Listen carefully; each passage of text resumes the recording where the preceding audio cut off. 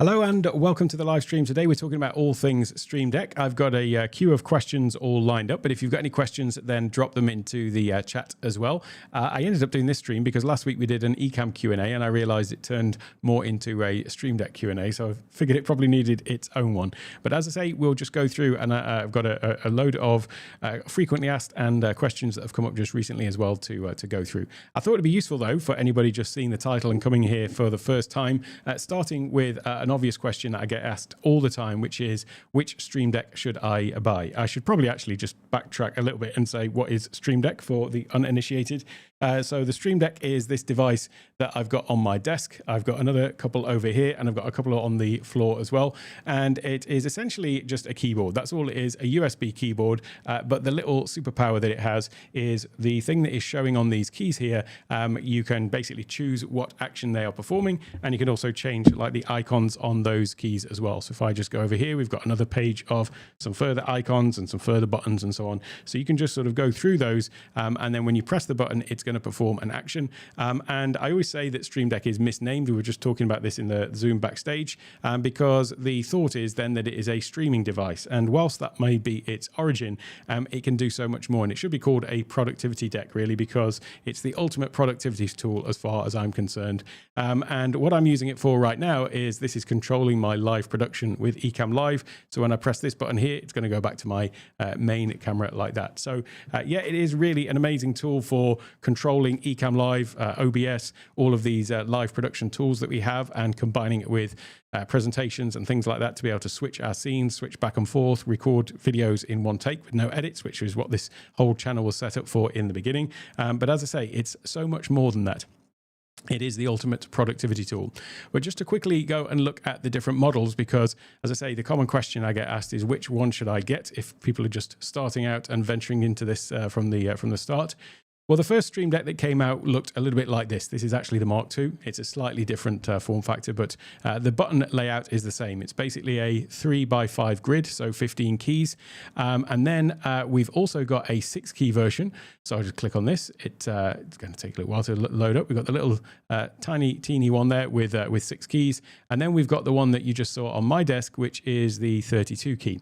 Now, the danger, I'll say, or a common mistake that people make, is when they're thinking about what they're going to use Stream Deck for. Let's say you are going to use it with Ecamm for maybe recording your videos. It'd be easy to look at the 15 key and think, okay, 15 keys. Well, maybe I've got like 3 or 4 different scenes.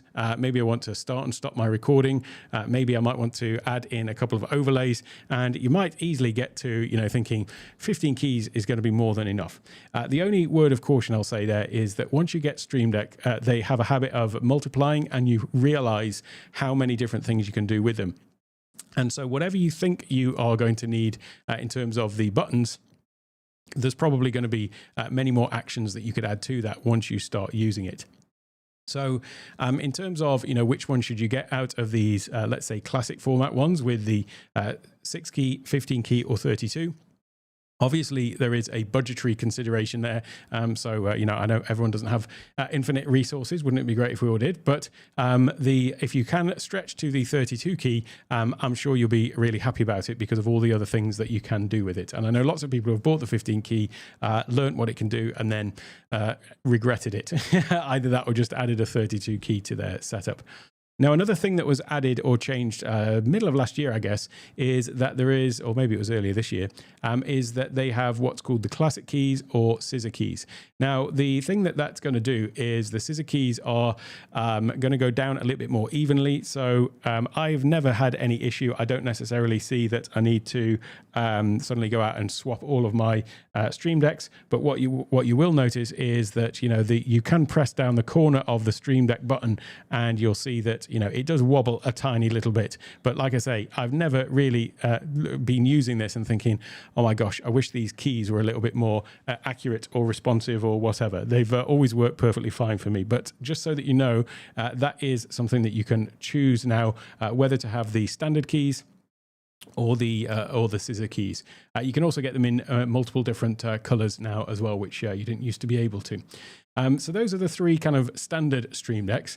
There is also, as well as that, then we've got the Stream Deck Plus, which was, I guess, the next Stream Deck that came out after those sort of more classic format. And the difference between this is pretty obvious from the front screen there. You've got these 4 dials. What's also less obvious is that those buttons are actually slightly larger as well. So if you look at the size of, whoops, if I go to the right camera, oh, it seems my camera cable must have come out or something like that. Let me try and plug that back in and get this one going again. Why is my webcam not working on my Obsbot tiny, Osmo Pocket 2. Let's see if we can get the webcam feature coming back on. Oh, it's not coming back on. Never mind. I'll switch to this camera instead then. Or maybe this one. Yeah, the other thing that is slightly less obvious is that the actual keys on the Stream Deck Plus are slightly smaller than on the Stream Deck XL. Oh, sorry, slightly larger, probably about, I don't know, 25% taller and 25% wider overall. I don't necessarily feel that they need to be bigger. The ones on the XL and on the sort of original Stream Decks seem perfectly serviceable. Personally, I would have preferred it if they could have maybe made this slightly bigger and perhaps had, you know, the 15 key format on here, but with the dials as well. Because what I find with the regular dials, the Stream Deck Plus with just 8 buttons on it, is not really enough buttons to do all of the cool sort of productivity things that you might want to have like on a single screen. And so for that reason, I always say that if you're going to start with something, start with the XL, if you can go to that, and then maybe add in the Stream Deck Plus later. So why would you still want to add in the Stream Deck Plus though? Well, it's because the Stream Deck Plus has those dials. And what that means is you can do all sorts of other things. Like, for example, I use it when I go into my demo mode here and I'm scrolling a wheel now, which is doing that zooming in and out. You might want to use it if you are editing. That's a bit of a bad word on this channel because we don't do editing. But if you want to like scrub back and forth in the timeline, maybe adjust volume, maybe adjust levels in Ecamm for your sound effects and things like that. Those are the kind of things that you can do with the dials. They're obviously not on the other Stream Decks. This is also a touch screen, this thing across the front, so you can either swipe back and forth on it to swipe between different kind of pages of buttons, but then you've also got those that are, I've got actions assigned to them as well. So that is the Stream Deck Plus.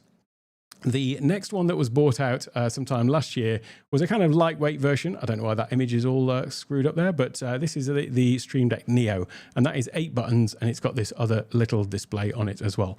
Yeah, again, personally, I'd be looking at the 15 or the 32. 8 buttons still just doesn't feel quite enough for me once you get to use it. In a real world scenario for productivity, there is so much that it can do, but nevertheless, it is there as another option as well. Then we move on to another thing that was released last year, which was the Stream Deck Studio. And this is for rack mounting. So if you've got like a studio with all sorts of other audio and production equipment, audio video equipment and production that is all in a rack, these are standard sizes that you get that you can just sort of bolt in these modules. And so this is Stream Deck's offering for that scenario, because there are lots of people in production that had all this nice rack mounted equipment, and then they had, you know, many Stream Decks, regular Stream Decks sitting on their desks. So they wanted the rack mounted option. This one basically has the 32 keys, but in a rack format. Is it 32? Actually, maybe I'm getting confused about that. What is it there? 1, 2, 3, 4, 5, 6, 7, 14, 28 keys is it? Oh no, because there are those two there. Yeah, I was right. It's 32 key, and then you've got those dials on the side. Now this connects over Ethernet or USB-C, I think. And obviously potentially directly into your system.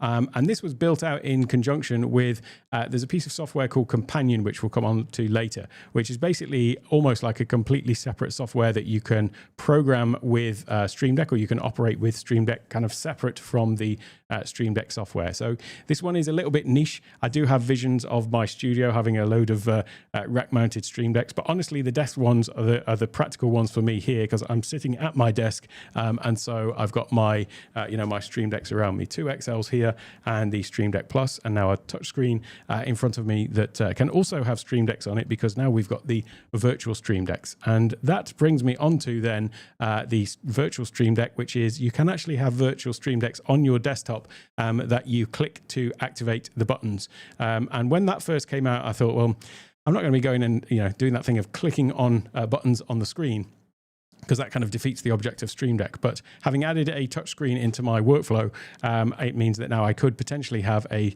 full-on Stream Deck virtually on my desktop here on this touchscreen monitor and be able to control it from there. Still doesn't quite match with the sort of tactile feel that you get with physical buttons.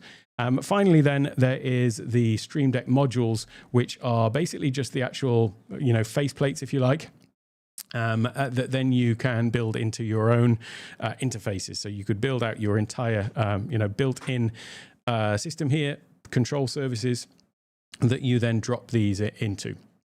I have got an idea for a project for that. I've got to get my 3D printing workshop up and running, and then build out my my ideal Stream Deck configuration using these modules. But back to the original point of this original question was, which one should you get? Obviously, it depends on your use case, but just from a very starting point, if you can go to the 32 key XL, that is a great place to start. Adding in the Plus later will give you some extra functionality, and then finally, there is the Stream Deck pedal, and the Stream Deck pedal has basically 3 buttons on it.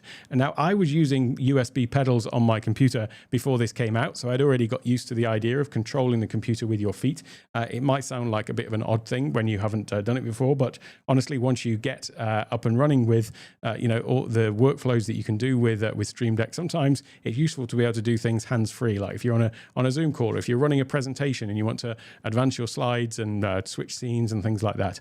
I have built out another studio downstairs, which I ran an event from recently, and which will be my kind of live events studio. That one has 5 Stream Deck pedals, and I'm about to add in another couple because that will complete the Stream Deck workflow down there. So everything in that studio, it's a standing studio with monitor on one side of the stage, or monitor on the other, or screen rather, and then I'm controlling all of the cameras and the content on the screens with what will be 7 Stream Deck pedals. So this is another great thing to have in there. So let me just quickly say a couple of hellos in the chat. Hey Albert, it is great to see you. Long time no see indeed. Hope everything is all well with you. So yeah, hope everything's going great for you. I'm just thinking it must be about 2 years or something now. Anyway, great to see you. Hello out there to you too. Great to see you. I'm new to Ecamm and your videos have been super helpful. Oh, I'm really pleased about that. If you're new to Ecamm, then Ecamm has been the foundation of everything that I'm doing, and certainly that was really, Ecamm was my route into Stream Deck, because I was looking for a way to control Ecamm, and then the Stream Deck, and then Stream Deck then became this intro into a whole world of productivity is I think not publicized enough, the productivity side of Stream Deck. Incidentally, if you're using Ecamm, then I will just mention that I have a free Ecamm Live Masterclass. So I'll drop that in, ecammlivemasterclass.com. And that is 150 lessons to help you get up to speed with Ecamm. And we also cover Stream Deck in there as well, because the Stream Deck is obviously part and parcel of controlling Ecamm. So there's a whole module in there about that. And then I also do have the Ecamm Accelerator, which is probably pinned to the top of the chat. But that is coming up in the beginning of January the 5th to January the 15th. And that's 2 weeks basically of purely Ecamm focus. And week 1 is focused on foundations of Ecamm, getting up and running, and actually day 5 is specifically controlling Ecamm and all the other things that go with it with Stream Deck. And then in week 2, we're talking about the different use cases of Ecamm. So recording on one day, live streaming, meetings, events, and then the final day is about just sort of overcoming barriers and getting into it. So a little bit of shameless promotion there, but hey, Tarol, great to see you, and thanks for the kind words. I'm glad the videos are helpful out there. Hey, Chris, great to see you as well. 32 key for you. I know you're a fellow tech geek, so we all know it's how it goes. Somebody posted the ideal number, a formula for the ideal number of Stream Decks, which I thought was very accurate. It is however many Stream Decks you've got plus 1. There's always room for a few more Stream Decks into the mix. So yeah, there we go.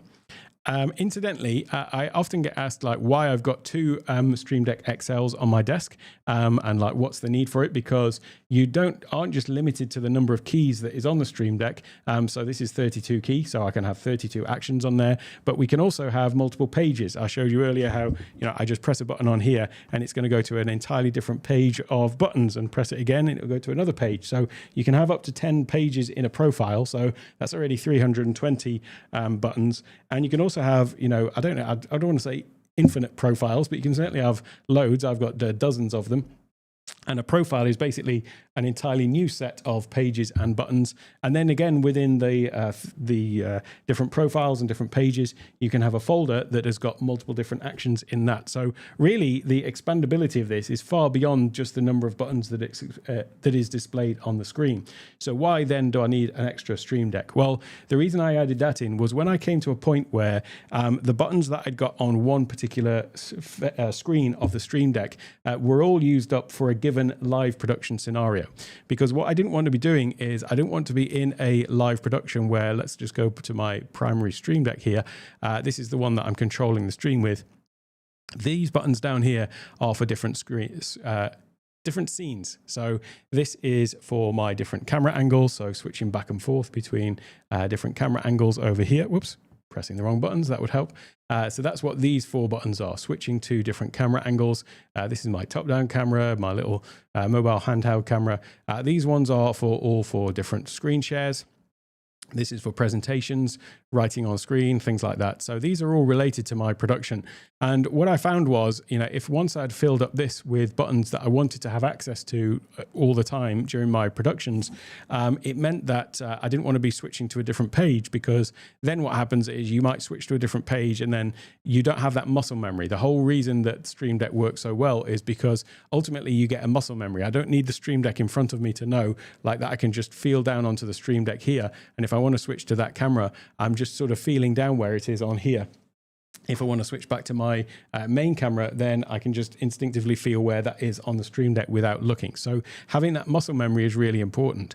And so when I added the second Stream Deck XL was when I basically wanted to have more actions available to me for a given live situation, essentially. So that's why I ended up with more of them. Same with the Stream Deck pedals, having 2 on the floor in here and 7 in the studio downstairs, or 5 soon to be 7. And that's basically not wanting to have to be switching profiles and so on those Stream Decks. So that is basically which Stream Deck, and the sort of some things to think about in terms of why you might which ones you might want to consider.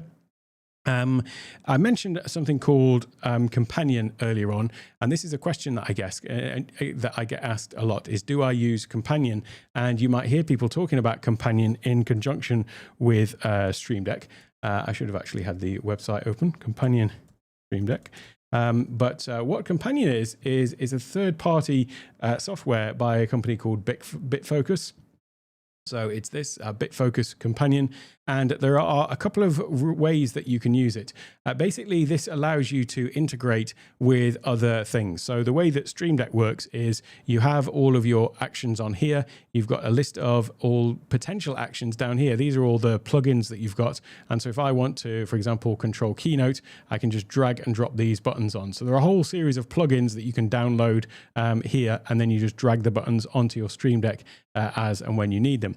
Well, BitFocus is as I say, third-party software, and it can control certain other things that you don't necessarily have access to with a native plugin for Stream Deck. So an example of that would be, if you download the Zoom plugin for Stream Deck, it can do things like, mute everybody, unmute, turn your camera on and off. It can exit the meeting and start a recording, stop a recording, and those kind of things. But what it can't do is, for example, spotlight an individual person. You can't choose somebody and have it spotlight them. Well, what Companion does is it can work with some other software that actually has that deeper level of control over Zoom. And so in theory, then you could set up your thing in Companion to do these things in Zoom to a deeper level than you can do with the regular Zoom plugin. Another example would be if you're using a hardware camera switcher like the A10 Mini, for example.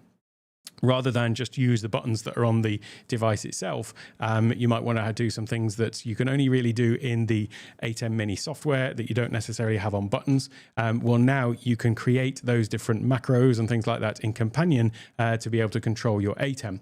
So then Companion links with Stream Deck in one of two ways. Either you can basically just assign a button on your Stream Deck to trigger a particular Companion app, action, and you can still have all of the other plugins that you've got in Stream Deck. You just have the Companion plugin as being one of them. But another way of doing it is if you're doing some production, and this is where a lot of production people were, this is what a lot of video production people were doing with their ATEMs and things like that, is thinking, well, okay, I'm not going to use all the other Stream Deck plugins.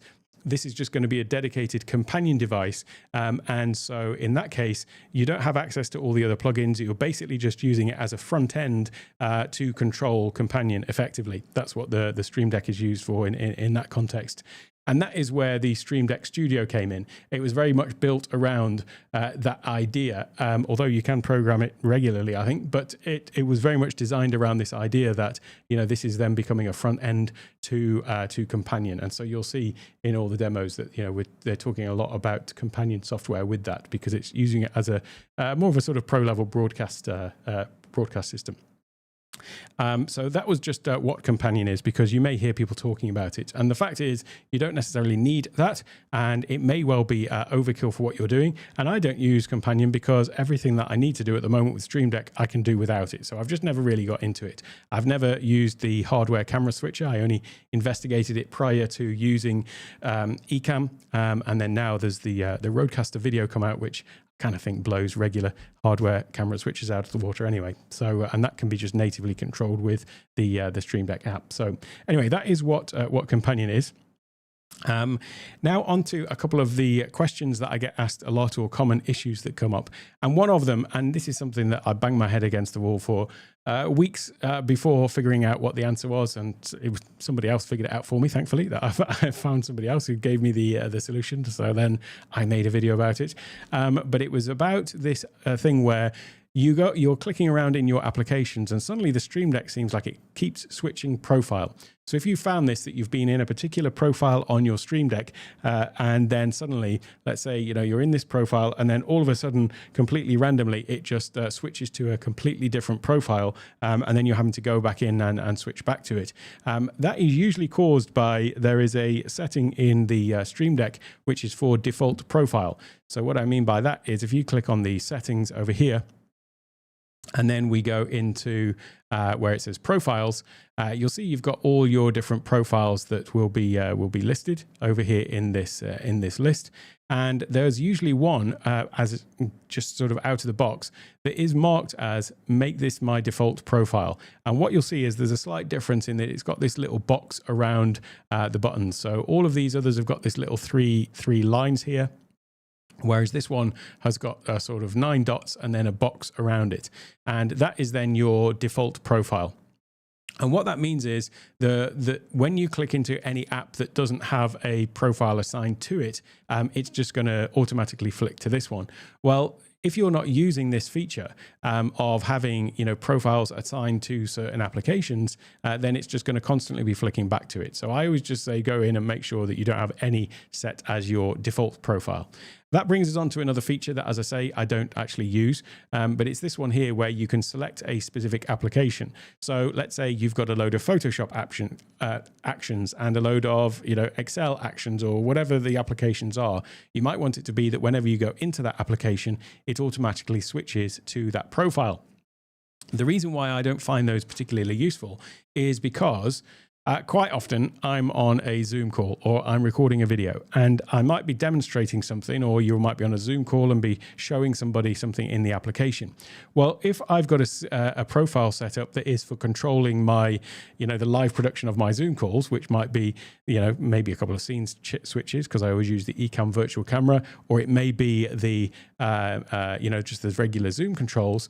Well, what would happen is you might be in the Zoom and so be in your Zoom profile, but then you go and just click into Excel to show somebody something in the screen share, and then it's going to automatically switch you to that Excel profile or that stream Photoshop Stream Deck profile, and so then I don't want it to be doing the switching for me, but rather I want to be the one that's doing the switching. So I just make sure that I don't have any as my default profile, and neither do I use this thing where you can select any application for a dedicated profile. That then brings me on to sort of profile switching. And the profile switching is quite simple to do with the navigation feature here. So I've got multiple profiles on this particular Stream Deck, and so I can just drag across this option here to switch profile. And then where it says the device here, which is current, this is going to bring up a list of all those different profiles. And so I could basically press this button and it will switch me into another profile. Now, what I always used to do is I used to have something which let me see if it's still on here, because I haven't actually used this for ages, but I used to have basically a home profile. These are some things that I'm no longer using anymore, old shows and stuff like that. But this was basically, I treated it like my home screen from my computer, basically, which is where if I wanted to go into my profile for Take One Tech, I'd go into here. This was for my old podcast, for different applications like OmniFocus and Zoom and so on. And so basically when I wanted to go into those applications, I would click on the corresponding action here. And like this Keynote one, for example, would take me into the Keynote profile. You'll see that it's switched my profile to Keynote. But then I have this home one here, which again is still the switch profile. And that now is taking me back to that home. So that was a way of basically allowing me to kind of navigate through the different profiles without having to have this app open. I could just switch in and out of those different things by pressing the button, go into that profile and switch back to my home screen. Now, the reason why I haven't used this for a long time is because now, rather than switching profiles on my single Stream Deck, because I've got multiple Stream Decks, I'm basically using my Stream Deck Plus as a way to switch profiles on those other devices. And the way that that works is where we had that switch profile action here and we just chose the profile that we want, instead of choosing the current device, you can actually use one device to switch profile on any of your other devices. So here we've got all the other Stream Decks that I've got ostensibly connected here. And so I can choose any one of those devices, and then I can choose the profile I want it to switch to on that particular device. What that also then opens up is the idea that you could potentially have one device, in my case, my Stream Deck Plus, that is then also switching profiles across multiple Stream Decks. So for a particular use case, I've got the two XLs either side of me and I've got the two pedals on the floor. I want to be able to switch into different workflows or use cases and have it update all of those Stream Decks or switch profile on all of those Stream Decks at the same time. The way to do that then is to use a multi-action feature. So create multi-action, here. And then you would just do the same thing, switch profile, just drag a few of those in. So let's say you've got 4 Stream Decks connected. And then here you would just change, this one can be my Stream Deck XL. Well, I'm on the Stream Deck XL1. This one could be another one, Stream Deck Plus. This one could be a pedal. Stream Deck pedal or virtual Stream Deck, whatever. You get the idea. So I just go through and do that same process here, changing each of those Stream Decks to a different profile. And then when I press that one button on this device, it's going to update all of those other Stream Decks. So that's how I use it to sort of basically just set all of the things up for those different workflows. So profile, that's profile switching in a nutshell. Another question that I think came up last week as well, but it is a really common one, is if you're using Stream Deck to play sound effects. Now, the way that you can get those is if you go onto here, onto here, we're already on this. If you go onto this one here, which is, where has it gone? Soundboard, and then you go to play audio. Here you can choose a file, but you can also go and download audio from the Stream Deck store.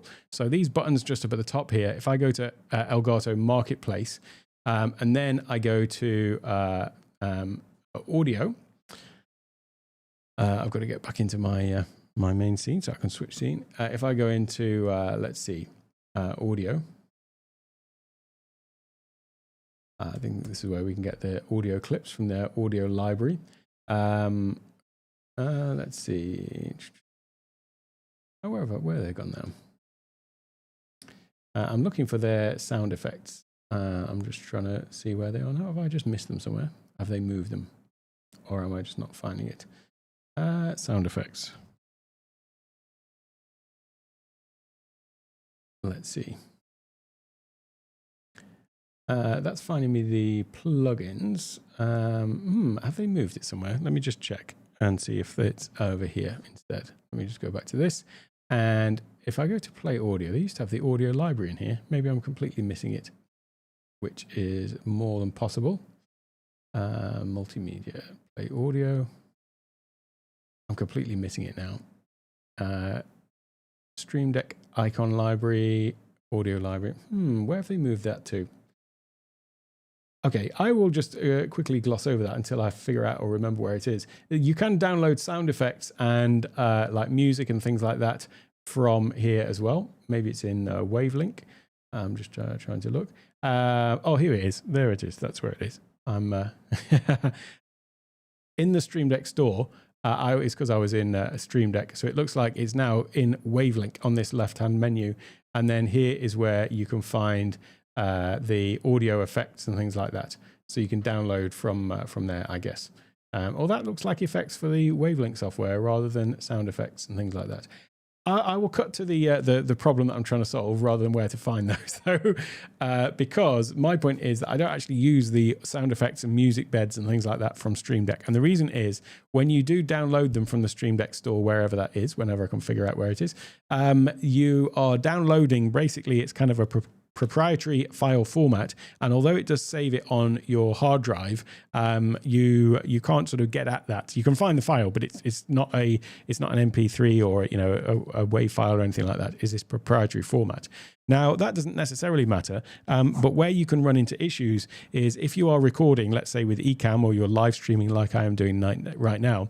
When you press the button to play that audio effect, it's basically playing it as a system audio effect. It's playing it through the system. And what you might find is, depending on how you've got Ecamm or OBS set up, for example, then it might not be capturing system audio, because certainly within Ecamm as a default, it's not capturing your system audio. It's not, that's just not on by default all the time. And in fact, what you would need to do is in Ecamm, if I'm sharing the right screen here, let me see. Is that sharing that right screen? I think so. You would need to go into Ecamm and go into your audio settings and then capture system audio when sharing the screen is the default. So technically you would have to turn that to all the time, basically, to bring that system audio into your production. So yeah, that's just something to be aware of with that. And it's for that reason that I don't actually use the system or the audio and sound effects that are built into Stream Deck. The other way of doing that, though, is you can have it so that it's just checking on my video again. You can have it in Ecamm where you play a sound effect from your hard drive. It doesn't have to be embedded into Ecamm, but then it will come through your sound effects window in Ecamm sound effects. Sorry, system audio slider on your sound levels window in Ecamm. But anyway, I don't want to digress into Ecamm. This is about Stream Deck. So yeah, just be conscious of that if you are downloading those audio effects.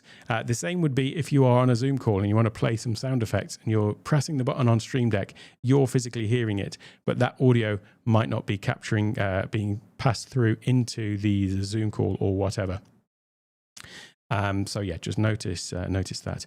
Another thing that came up relatively recently with one of our Academy members actually is this thing where they were constantly getting this pop-up in Google saying Elgato wants to access your Google account and enter your details here and logging in, and it kind of was just a persistent thing that kept popping up on the screen. I think we got to the bottom of that, but one of the things to check with this is if you go into your settings here in Stream Deck and then go to where it says accounts. What you may find is here, if you click on plus, you can add a YouTube account, Twitch account, or Streamlabs in here. And you might think that if you want to, be using Ecamm with YouTube and you're streaming to YouTube, you might think that you need to add in an account here. Just note that this is only if you're using the dedicated Stream Deck plugin for YouTube, where, for example, you want to display on a button the number of people on your live stream. your subscribe account or things like that. If you are using Ecamm and OBS, the native built-in plugins for Ecamm and OBS both have those features in them anyway. So yeah, personally, I don't have any accounts in here, but I think that it was having an account in here meant that, you know, it needed to occasionally verify, you know, that you want to still give the Elgato permission to have access to your account, because that's what that does. So just notice that and see if you really need to have any accounts added in here, because for regular usage, you're not going to need it necessarily. I'll just mention as well, on the devices front, here is where you can see all the different devices that you've got. It's worth going in here as well and checking, first of all, in the general tab, make sure you check for updates intermittently, because you don't necessarily automatically get the update pushed out to you if there is a software update. So just check in that. Here is also where you can find the devices that you've got connected, and it will just list all the devices that are connected. And you can enable them or disable them from here as well. There's another feature which here is you can add a screensaver, which is basically where you're adding a button, or sorry, adding an image. You just drag and drop it on here, and it's basically going to take that and try and put that across all of the buttons. So it's going to physically appear on your Stream Deck, and you can resize that and all sorts. Just if you want to have like a screensaver image on your buttons. One thing to note about that is you can change like how often or how long it takes for your Stream Deck to go to sleep. And so here, 5, 15, 30 minutes or an hour or 2 hours. And at that point, that is when that screensaver image is going to go on your Stream Deck. Now, personally, I never have that on. It's just set to never. I don't want, I want to always be able to see my buttons when I'm working. And it might be that I haven't pressed a button on the Stream Deck for, you know, minutes or hours, but I still want to have them there. As long as my computer's on, I want to make sure that that I can see these. Now, one question I got a while ago was about what you might sometimes see is when your computer is off, there is like an image that just goes across the Stream Deck. Now, usually I think the default is just the kind of the Elgato symbol logo. Icon, but you can actually change that as well, and that's something different to the screensaver. That's under advanced. And the question I had a while ago was that they had basically got a secondhand Stream Deck, and they were just getting this image on the screen that was persistent, and they couldn't figure out how to get rid of it. Just notice that is under the advanced tab, and then here you can first of all reset. It's called the standby image. You can reset that, or you can add a new one. So if you want to have an image that's just permanently on your Stream Deck when it goes to sleep, basically when your computer's off and asleep, then that is where you can change that. So yeah, that's just a question that came up recently. But if you didn't know, here is where you can set that screensaver on there as well. One thing you might also see, which we did actually see if I go back to my home profile, if ever you see a question mark on an icon, and let me just go to, where is it now? I'm just picking a different profile. It is this one. So you might see here where we've got these question marks. This is basically for where you've got a plugin that is not installed on the Stream Deck. So if ever you see this, what you want to do is actually check that the plugin is installed on Stream Deck, and then if it isn't, then that should come back again as soon as you install it. You don't have to take the buttons off. You just need to install the profile, and it will come back again. Another thing then that came up actually just in the little pre-show on the backstage was about like, okay, we talk about Stream Deck for recording and so on, and for streaming, which is obviously its originally intended purpose. But what else can we use it from a productivity standpoint?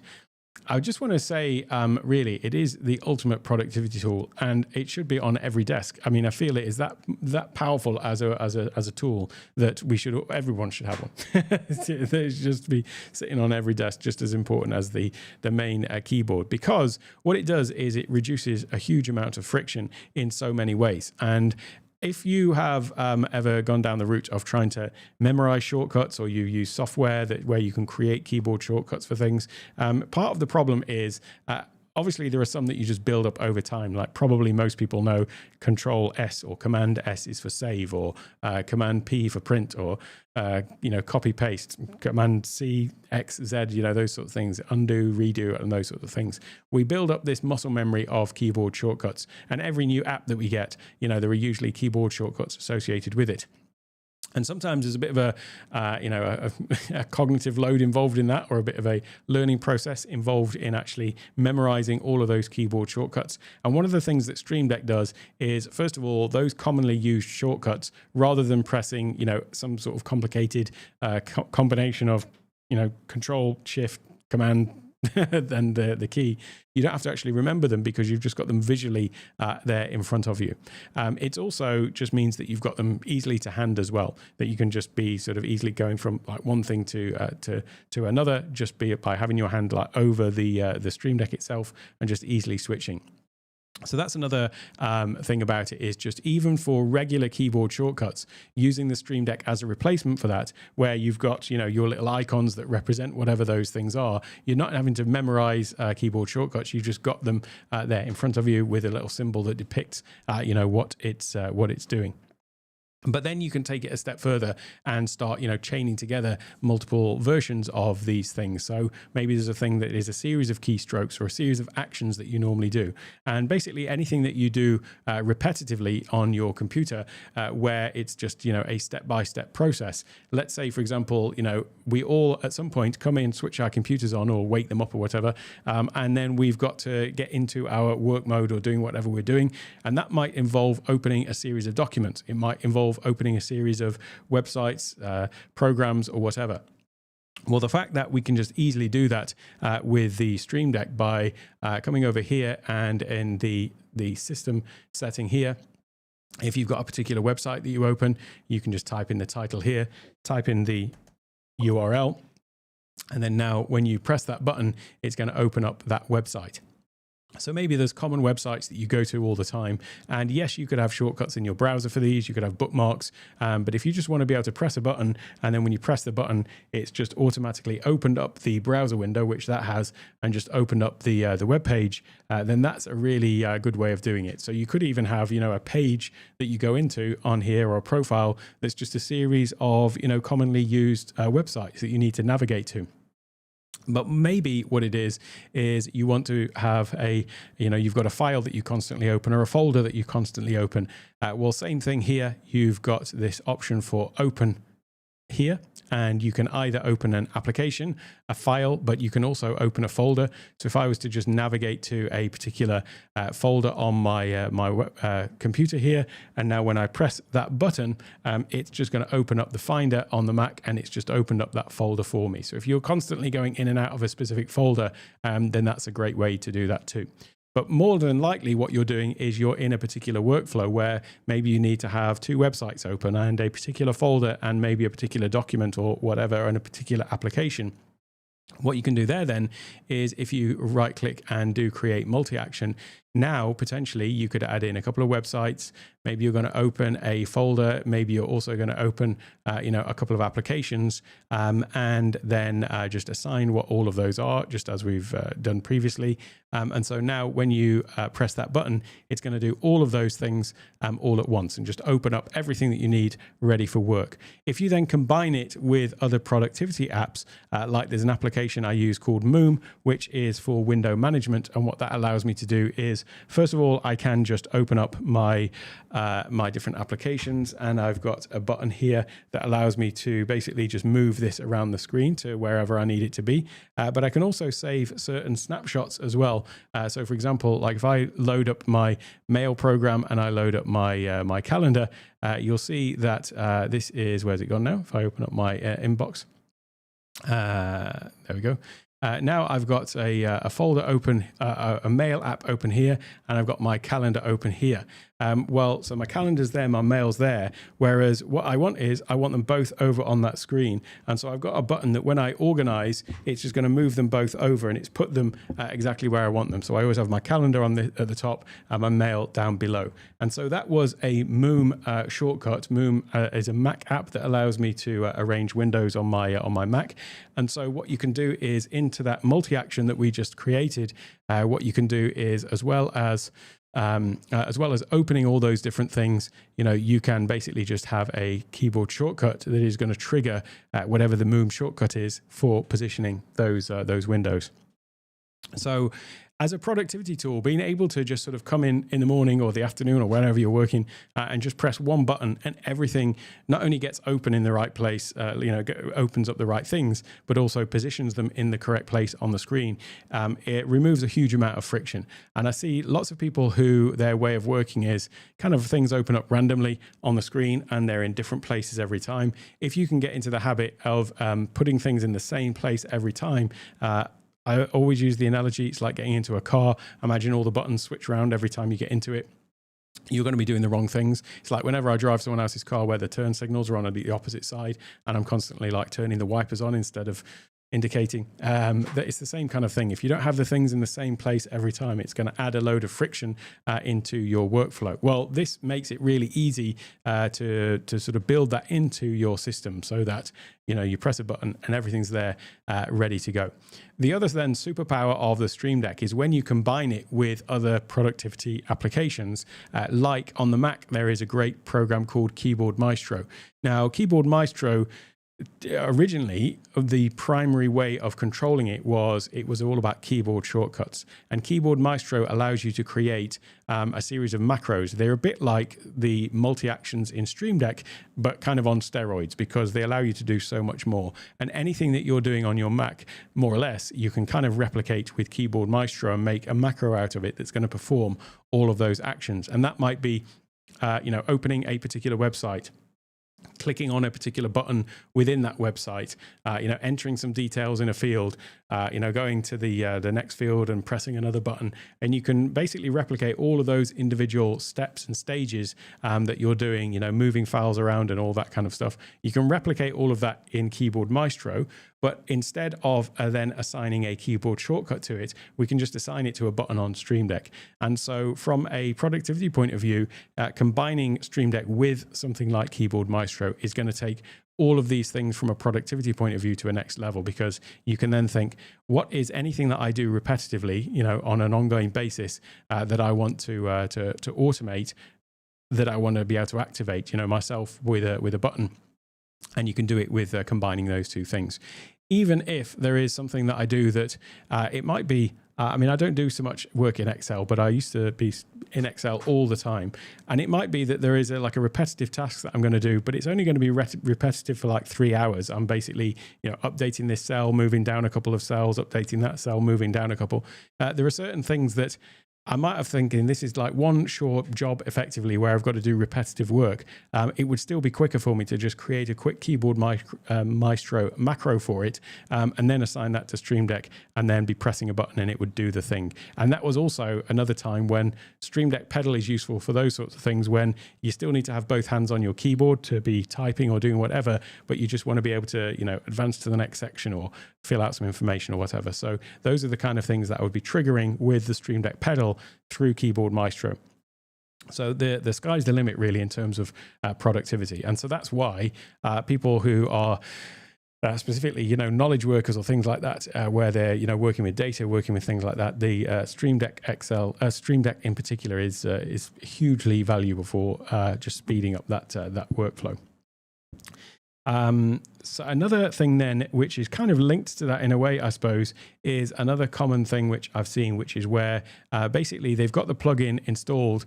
There is no question mark on the button itself, so it's clearly, technically working in that respect. The plugin is installed and operational, but it's not working to do what it's supposed to do in terms of controlling the app. That it's supposed to control. Well, a couple of places to check is, and this should just happen as part of the install of Stream Deck. It should take you through this process. But just note that in the accessibility section, and this is Mac.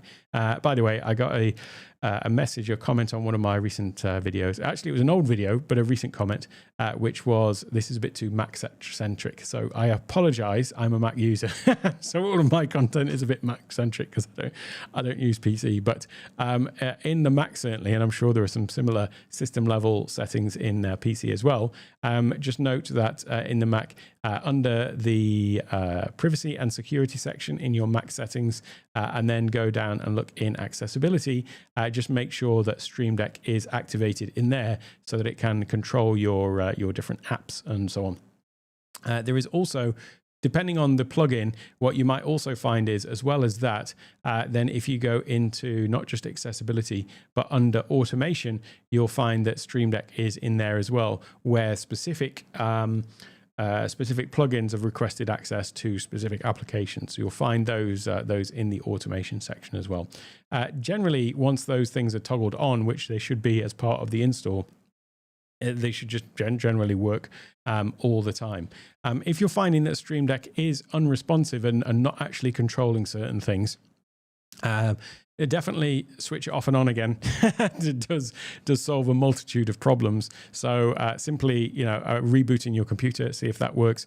I have found very rare occasions. I've been using Stream Decks for, I guess, close to 5 years now, and occasionally, unplugging it and plugging it back in should, reset it or whatever. Sometimes I've also run into issues or with other people with troubleshooting with on consultations and whatever, where the Stream Deck, what they'll say is, this, as most manufacturers will with all of their devices, the Stream Deck needs to be plugged in with the cable that came with it and directly into your computer.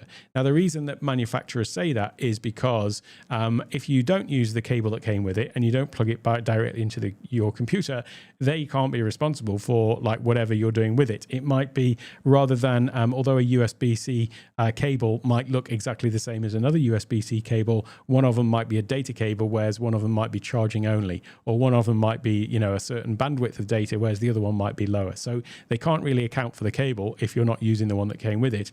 And also, similarly, if you're not plugging it directly into the computer, then you could be using some, really crappy little external hub that's not powered and it's going into the computer, but you've got, 50 other things plugged into it as well, and they can't know that. So that's why they always say plug it directly into the computer and with the cable provided. However, that's kind of impractical when you've got 2 USB-C ports on a Mac Mini or whatever it is, and then you've got 20 different things that you want to plug into it. So it's actually no problem to use another cable and plug it in via a dock or a hub. It's just important to note that that does need to have the required power and bandwidth for the cables, and the same with the docks as well, the docks and hubs.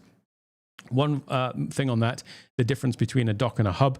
I think some people think the dock is the thing that you can plug lots of cables into and maybe has power and whatever, whereas a hub is just kind of one of those little dangly things with an extension to the USB that you can plug in a few other USB devices or whatever.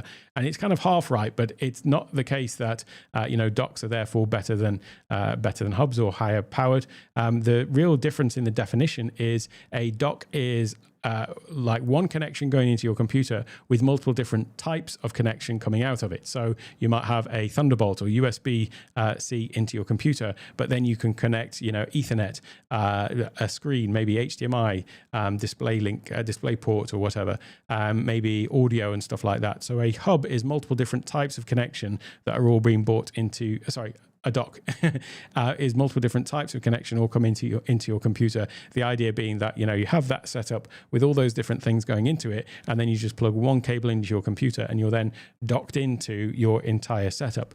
Whereas a hub can still be a high have a large power supply to it, but it's basically multiple different types of the same kind of connection.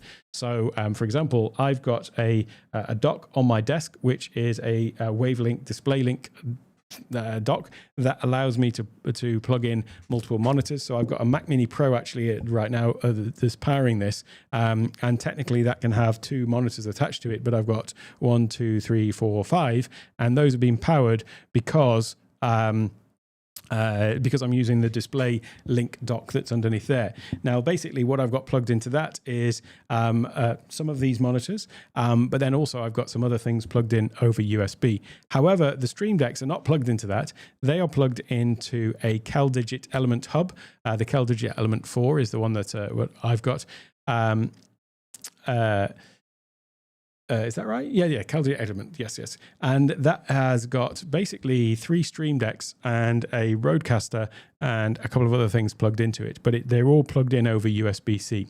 So that's the difference between a dock and a hub. And if you've got something like that that's got a substantial power supply, I'm not going to say what it needs to be because it depends on how many other things you've got. But if you're finding connection issues where you're finding the Stream Deck isn't controlling things, it's worth just noting what you've got it plugged into and also what else you've got plugged into that. So if you've got a low-powered dock or hub and you've got lots of things going through it, it could just be a bandwidth issue. So that is one of the things that people will potentially run into.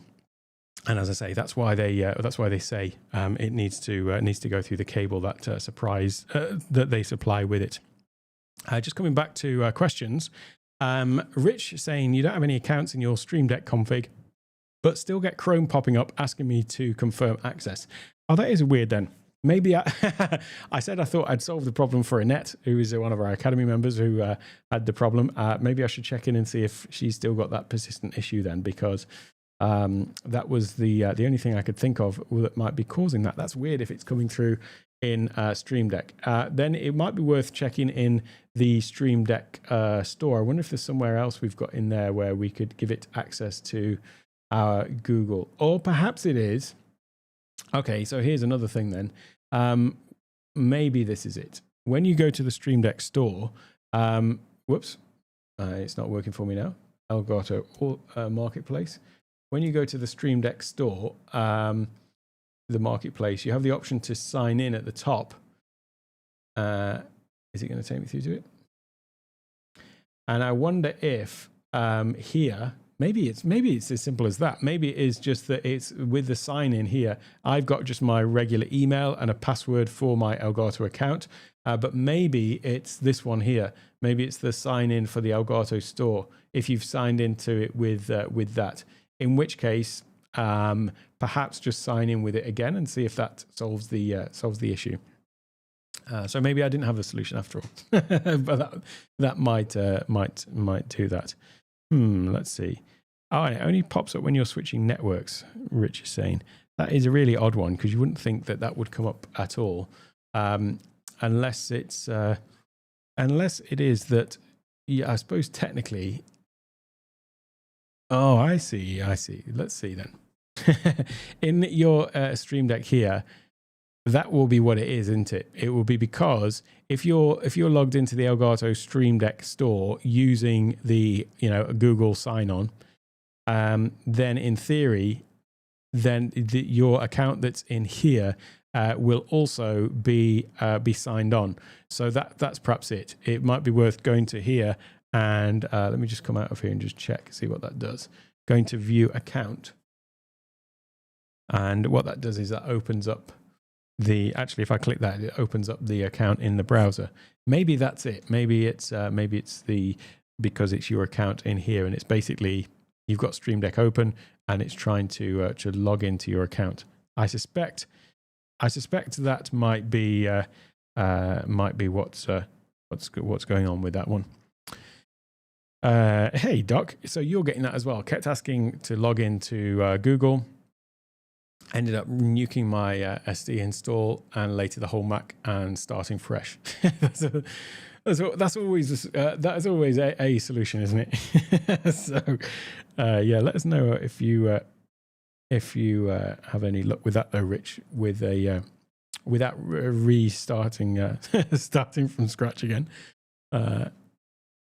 Gary, this is where the question about automation came from in the backstage just before we kicked off. I just created a Stream Deck button for my Amaran app studio lights. Oh, the Amaran lights are great because they got a built-in app, as a lot of these lights do as well. But the idea of just being able to come into the studio and press one button and your lights come on is great. My lights here are Nanlite, and the app is a little bit hit and miss with Nanlite, and they don't have a built-in Stream Deck app as such. But I just fitted a hardware switch, so I literally just press a hardware switch when I walk through the door, and all my lights come on. In my studio downstairs, though, I'm using the Amaran Verge Max, the same as you've got. So yeah, it's so cool just to be able to come in and press a button, and everything is ready to go. Hey there, Mr. STKF10. Is that your given name at birth? Hi, can you help out for optimization and fix all my Stream Deck for streamer? Or if you know where to find anyone help me out, or any website for how to do it for money. I do offer consultations, so that's probably a good space for me to drop in a little promo for that. If you would like to book a call, you can certainly book a consultation call there. I do have a couple of beginner's guides on Stream Deck to sort of go through. Sometimes if you've got a Stream Deck where, and I certainly did this at some point, where I went through and, I was building up my Stream Deck profiles, and I'd put in, a few different buttons here and there for one thing, and then another profile. Sometimes after you've got used to using Stream Deck and got the, your different workflows, sometimes you just need to sort of step back from it, and a bit like Doc sort of starting all over with his Mac to resolve one of his issues. That can be the same with Stream Deck, having a bit of a clean out and just starting from scratch with it all. So that really depends, though, on, sort of optimizing and fixing your Stream Deck profile. So depending on what you've got at the moment, going through and doing it in a systematic way, though, and being intentional about it is the sort of step-by-step approach to that. I do also have a Stream Deck masterclass, which sort of goes through from first principles as well, which is streamdeckmasterclass.com. That is 5 modules, really. And the point of that is, let me just bring this up. I can type. Have I put a typo in that? I should have a keyboard shortcut for that, but I don't know why I haven't. I should have a Stream Deck button for it, I guess. But the Stream Deck Masterclass is split into modules. Like, one of them is introducing Stream Deck. One of them is about sort of setting up. And I talk about how the importance of being consistent about the way that you lay out your Stream Deck and the way that you sort of use it, so that it becomes just sort of second nature. And I've had many calls with people where they say they've had a Stream Deck sitting on their desk for several years, and they just haven't really got into the process of using it. And usually that's because there's some sort of friction associated with using it, because it's just not been set up in a thoughtful manner from the start, or they're just not built up the muscle memory. So that's another little tip there, is to start with a basic setup and then sort of build it out as you go along. The mistake that I made time and time again, until I finally got it into my little brain that I probably shouldn't do things like this, is way before Stream Deck, with Keyboard Maestro, the tool that I'm talking about. I saw Keyboard Maestro for the first time, this productivity tool, 20 years ago or whatever it was, and I just thought, like, oh, this is amazing. This is going to completely change my life. I can do all these different things. I can automate all these processes that I've been doing repetitively. And I set about basically designing my perfect system with 1,000 different automations, all triggered by keyboard shortcuts. Guess what happened? I came out of the end of that 2-month process of developing all of these shortcuts and apps, not apps, what are they called? Macros and things like that. And could I remember the keyboard shortcuts? No. And so what happened is they all basically sat there unused, because I didn't have that muscle memory of actually using the stuff day in, day out. And I completely forgot about some of them, not even just forgot the shortcut. So then I got a keyboard shortcut lookup sheet. Well, guess what? If you've got to look up the keyboard shortcut for something, it's not a shortcut. it's just a list that you're referring to. It would have been quicker to just do it. And so then I did exactly the same thing when I started using OmniFocus, which was the task manager I was using for years and years. I've switched to Notion now, but at the time I used that for probably about 15 years. And that was the same thing. Oh, let me design my perfect productivity system that I come straight out of the end of, again, another 2 months of work designing it. And then I just hadn't built the muscle memory around it, so I didn't use it. The same with Stream Deck. The danger is that you think, oh my gosh, look at all these things it can do. Let me just build out 20 profiles, each with 10 pages, and then you're just not using it. So starting small and building up incrementally is the way to go. But that is a couple of resources, though. I do offer consultations on exactly this sort of thing, and you can also find a link to my Stream Deck Masterclass. Whilst I'm just promoting and putting links in there, I should also say that if you join the Digital Stage Academy, you get access for $27 a month to the Stream Deck Masterclass, my Rodecaster Masterclass, and all of the other masterclasses as well. And you also get access to the backstage of these sessions as well, which are on Zoom. But I'm guessing the Stream Deck Masterclass might be the most appealing part for this one. So you can certainly get access that way as well. So let me just come back to my my comments here, and I'm still forgetting that I added this touchscreen into my workflow for a reason. It means I can just scroll up and down through the chat, and when I want to put a chat up on the screen, I can just tap it, and here I am, like a primitive, still using my my mouse. Let me go back to the setting. Build out a Stream Deck profile for your Amran lights. For me, the Amran lights you can actually control, as you know, for the benefit of others. You can control different things like the color temperature, and you can set up different scenes and moods and all this kind of thing. Basically, my profile for my button for the lights is on or off. Mine is staying pretty much fixed all the time. So the profile settings are pretty limited. Yeah, all I'm using is the on/off at the moment. Hey Jake, is it possible to use my iMac as my main desktop and connect my MacBook as an external monitor? I know I can mirror my MacBook to the iMac, but I want to reverse this. I'm not sure actually. Can you do that? I know the same as you. You can do the iMac will act as a thing. I'm not sure that you can do it with the with native built-in things with the MacBook. I'm just thinking what. At one point, I used an external MacBook that I wanted as a monitor, but it was literally just a monitor, and so I was using NDI to have the NDI viewer basically on my old Intel laptop, and it's just because I wanted it. It was for an event I was doing. I wanted my Mac on the other side. I wanted an extra portable monitor basically on another side of the studio, and so I just used my MacBook and then used NDI to broadcast to it. But I don't actually think you can. I'll tell you what you might want to look at is there is an application called Duet Display. I wonder if now technically what this is for is using your iPad as an external monitor. But actually it might work for this as well. Duet Display, iPad as a second monitor, remote into Mac or PC, cast iOS to your Mac or PC. I think this might be this might do it because you can use your Mac, PC, or iPhone as a secondary display. This is the way to do it because I don't think that you can do it natively in the Mac. You can certainly have them. You can certainly use the thing where you've got one keyboard and mouse, your Mac's next to the other Mac, and then you just seamlessly move from one to the other. But that's not what you're saying. You're using it like as an extended display. This would be a way to do that. So this is Duet Display. The other thing, of course, then is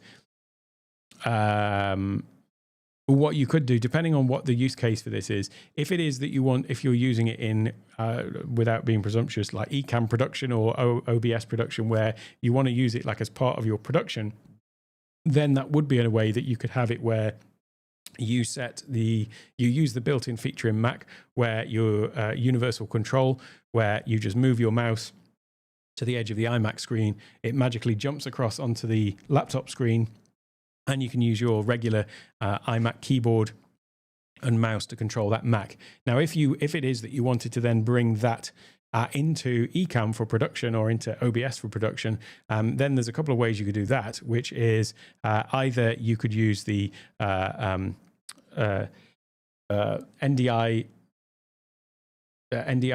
what's it called? NDI Capture. I forget the name of the app now. You could basically capture the the video source from that screen and broadcast it to Ecamm or OBS over the network using NDI tools, basically. Or the other way would be take an HDMI out of your laptop and then put that into a something like this, a CamLink capture card. And so you're basically taking the HDMI out of your laptop into here.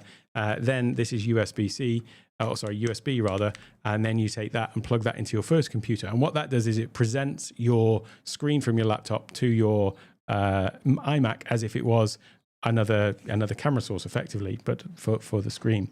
So that would be one way to do it. But yeah, that's I'm jumping the gun there. And if you might not be talking about using it for production. If you just want to repurpose an old Mac as a second screen, and you're doing the iMac into the laptop, then Duet Display might be the one to look at there.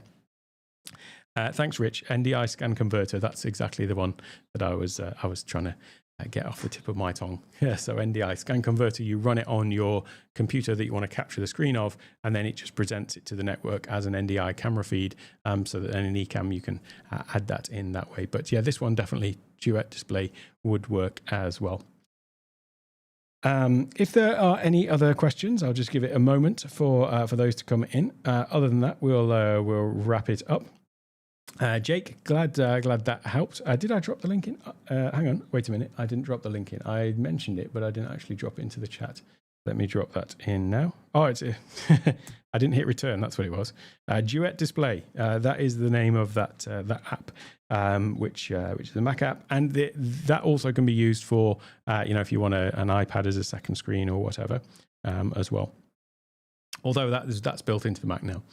One of the things that Duet Display does, by the way, is if you had a teleprompter that you were using an iPad in, Duet Display also allows you to flip the screen round so that it will be the right way around in your teleprompter as well.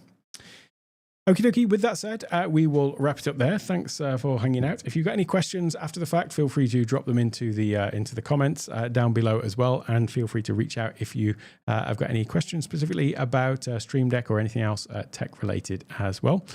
We'll leave it there for now. I'll leave a link to some other Stream Deck videos over here on the right hand side. Take care, and I'll see you all next time.